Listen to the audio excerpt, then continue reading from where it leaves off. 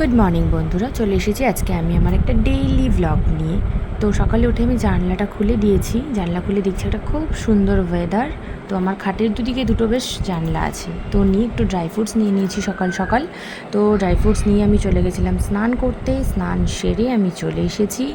মুখে এখন একটুখানি হালকা করে একটু ক্রিম লাগিয়ে নেব। আমি বেশি কিছু মুখে মাখি না, কারণ আমার স্কিনে সব কিছু স্যুট করে না।